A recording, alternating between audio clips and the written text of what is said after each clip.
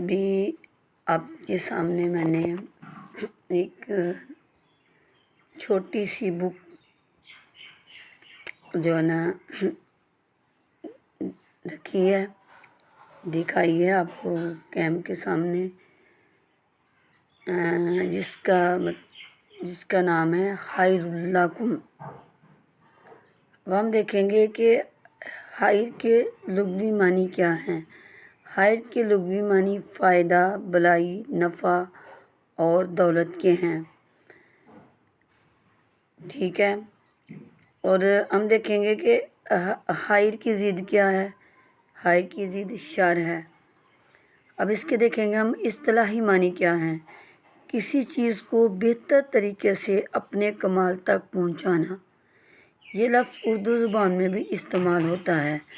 قرآن مجید میں جگہ جگہ پر آپ کو خیر اللہ کا لفظ ملے گا، ٹھیک ہے، جس میں اللہ تعالیٰ نے مسلمانوں کو یہ بات بتائی ہے کہ اس میں تمہارے لیے بھلائی ہے، یعنی کہ دنیا کی بھلائی بھی ہے اور آخرت کی بھلائی بھی ہے۔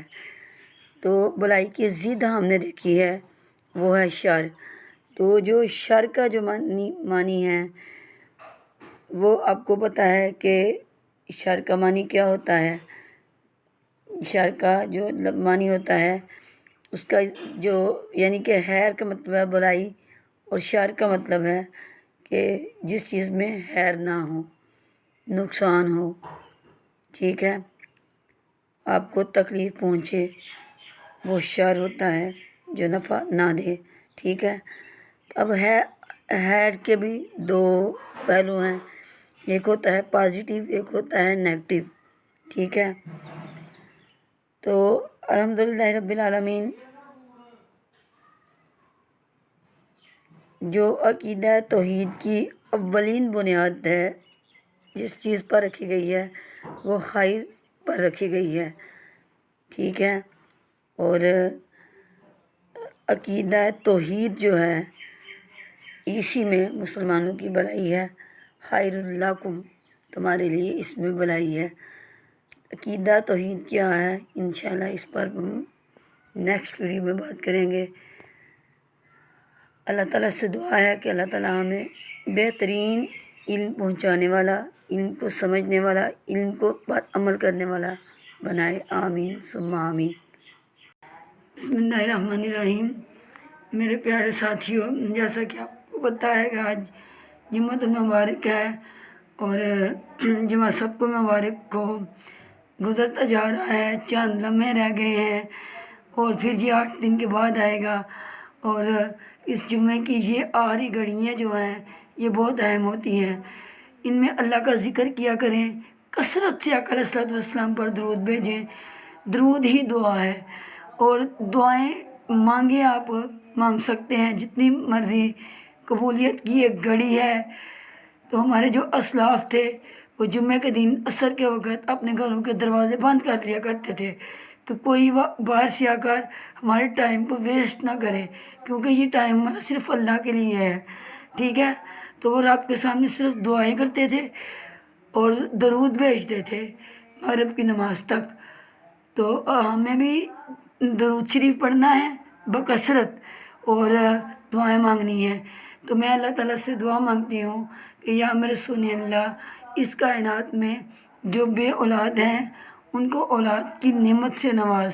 یا اللہ، جو تیرے بندے اس وقت مجبور ہیں، پریشان ہیں، یا اللہ ان کی پریشانیاں دور فرما دے۔ مقروض ہیں جو، ان کے قرضے ادا کر دے۔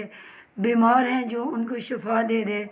یا اللہ، جو بندے مشکل سے مشکل ترین حالات میں اس وقت زندگی گزار رہے ہیں کہ ان کے لیے کھانے کے لیے بھی ان کے پاس کچھ نہیں ہے، تو میرے سونے اللہ ان کو جو ہے نا رزق میں اضافہ فرما دے، کیونکہ تو الرزاق ہے۔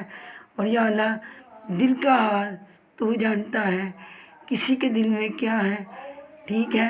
کسی کے دل میں تو نے محبت ڈال دی ہے، کسی کے دل میں تو نے نفرت ڈال دی ہیں۔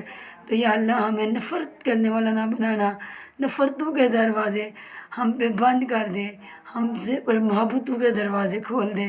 اور یا اللہ، اس جمعۃ المبارک کے دن ان سے ایک ہی یہی سوال ہے میرا کہ دنیا میں جہاں جہاں جو انسان اس وقت دکھی ہے تو اس کو خوش کر دے، اس کی مشکلات کو دور کر دے یا اللہ، اس کو بندے کو خوش کر دے یا اللہ، تیرا بندہ ہے یا اللہ، تو جانتا ہے کہ میں کس بندے کا ذکر کر رہی ہوں یا اللہ، تو اس کے پریشانیوں کو دور کر دے یا اللہ، اس کے دل کو تمام دنیاوی علائشوں سے پاک کر دے اور اس کا پاکیزہ دل کے اندر جو ہے وہ پاکیزہ محبت جو تو نے بھری ہوئی ہے وہ اس کو دے دے یا اللہ، تو میرا رب ہے یا اللہ، میں تیرے سامنے ہاتھ دعا کرتی ہوں یا اللہ، میں تیرے راستے کی مسافر ہوں یا اللہ، تو میری دعا کو قبول فرما یا اللہ، تو میرے ماں باپ کو جنت الفردوس میں اللہ مقام دے یا اللہ، تو نے میرے ماں باپ لے لیے یا اللہ، تو مجھے صبر دے اس پر